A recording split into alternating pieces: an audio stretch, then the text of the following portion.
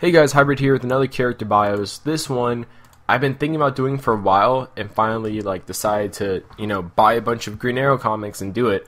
But anyways, this is character bios for Green Arrow. Obviously, New 52 Green Arrow. And I'm expecting a lot of people to go into this not knowing a lot about his origins because it's much different than his pre-New 52 origins, and also it's different from the Arrow TV show to a degree, even though some things are very similar that they inserted from the show into, the comic in New 52. But for the most part, it's totally different, and it's actually really, really good. And I'll get more into that later and talk about the recommended reading, but let's start right into the origins. And before we begin, also, I just want to say, if I sound weird, that's because I've been kind of sick today as of when I'm recording this, but I'm feeling much better now, so I thought I might as well do it. But anyways, origins. Oliver Queen is the son of billionaire Robert Queen and Moira Queen. Sorry, I said her name wrong. Anyways, he spent his time partying, while also at the same time he learned archery from his dad. You learn more in the Green Arrow comic that his dad is actually really big on archery, probably as good as Oliver is when Oliver becomes Green Arrow. And I'm not going to go too much into that because this is about Oliver Queen, not his father, but there's actually a lot of interesting stuff in there if you go read the comics. Now, he learned archery from his father, but he parties basically, that's all he does, and he fails. By the time he's 19 years old, he actually basically failed at every job his father gave him. So his father sent him to basically work at an oil rig off the Pacific, kind of like as a punishment in a sense. But obviously, being Oliver Queen, he turned it into a party spot, a big party spot. People all over the world were coming, to party there. But during one of the parties, a terrorist/pirate group arrives, and their leader, called Iron Eagle, he demands the raw crude oil, or else he's going to blow up the whole rig. Now, Oliver is really boneheaded in this situation, decides to try fighting against them, even though his buddy since childhood, Tommy Merlin, tells him not to. Also, he does this because Iron Eagle actually captures one of their friends, Lena, and Oliver wants to obviously get her back. Now, Oliver thinks his archery skills are basically all that, and he tries shooting the detonator out of Iron Eagle's hand, and it works perfectly until on the way down to the ocean, the detonator hits part of the platform and causes the explosion to go off. Now, Tommy saves Oliver by shielding him from most of the blast, and Oliver gets basically flung into the ocean. Now, Tommy is left badly burnt, and he falls into a coma, but Oliver, like I said, he goes drifting in the Pacific Ocean until he eventually reaches an island. They don't say where the island's located at all, but he's there for about a year, so it's not like 5 years on Arrow. He's there for about a year, and during that time, he just has his bow and arrows. And eventually he escapes thanks to a Thai fishing crew that happened to find him. Now, when Oliver returns to Seattle, because a big change in New 52 is that he's not in Star City, or Starling City as they call it on Arrow. He's actually based in Seattle. That's where Queen Industries is also. And it's actually pretty interesting they went with Seattle instead of Star City. But anyways, he returns to Star City, obviously, after he gets back to the United States mainland. And while there, he learned, 3 weeks later is when the whole 0 year stuff with the Batman comics begins. And he learns his mother actually went to Gotham City to help with the blackout. So Oliver, knowing it's kind of a very dangerous area at the time, decides to go over there to find and protect his mother. And when he arrives in Gotham, he actually finds his mother and also her security guard, John Diggle, being attacked by the terrorist known as Killer Moth. As you can see on the screen, a much different Killer Moth than you might be thinking of in your head. Before Oliver can intervene, Batman actually attacks Killer Moth, and Oliver uses this as a distraction to save his mother and Diggle, before obviously going back and helping Batman. It's actually kind of funny because in the comic, it's Green Arrow number 25, I believe. Batman and Green Arrow actually get into some debate over which person should leave, which person should stay and fight Killer Moth.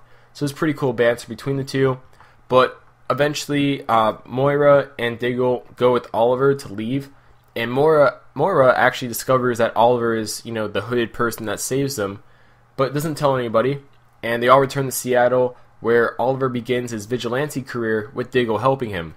As you can see there in that picture, Diggle and Oliver, I can't believe I just said Digger. Diggle and Oliver, the original Team Arrow, for the New 52 at least. Now, after a while, Oliver discovers a young hacker who was hacking into Queen Industries' research and development department named Roy Harper.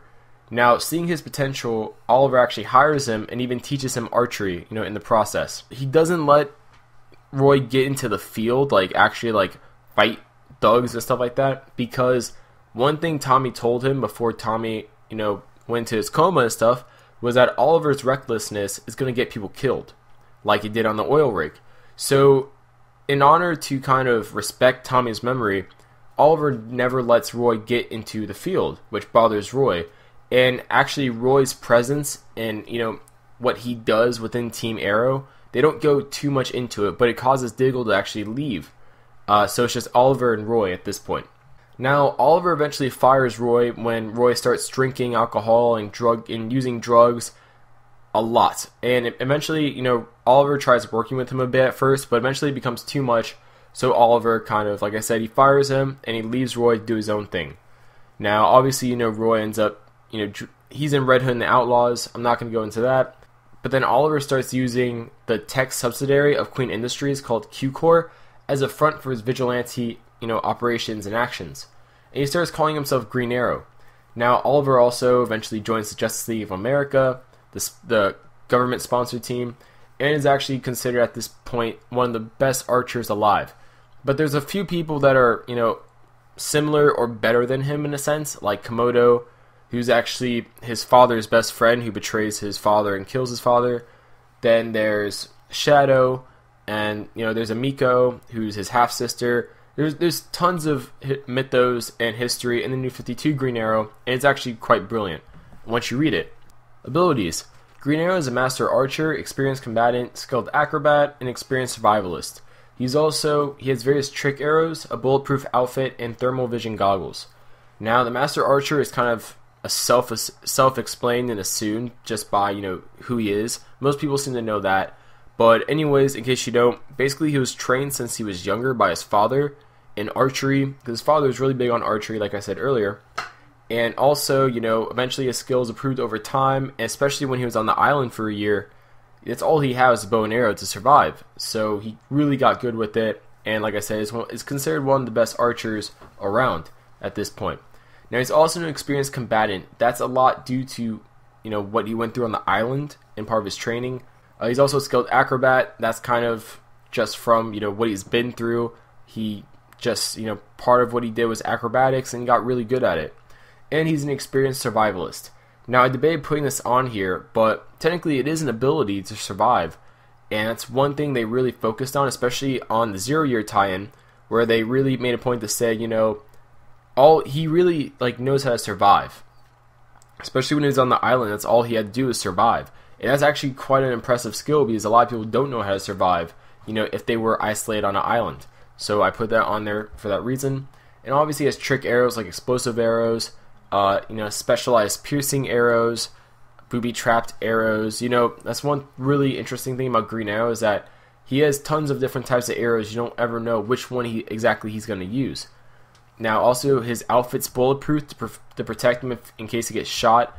Now, obviously, it's sleeveless, but as you can tell, his main vital organs area, besides his head, obviously, are at least, protected.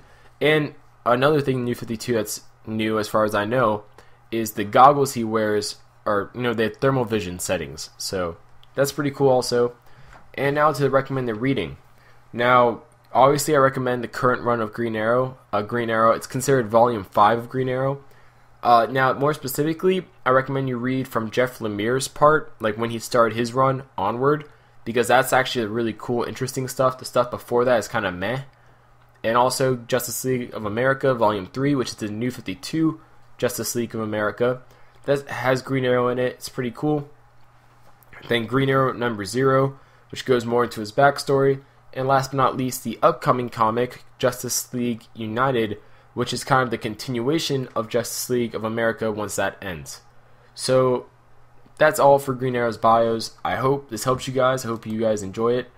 And yeah, tell me who you want to see next. I already have my next few ones planned out, but I love getting new ideas for future ones. And like I said, hope this helps you guys out. This hybrid. Subscribe, comment, like, and share the video. Spread the love, so to speak. And I'll see you guys later.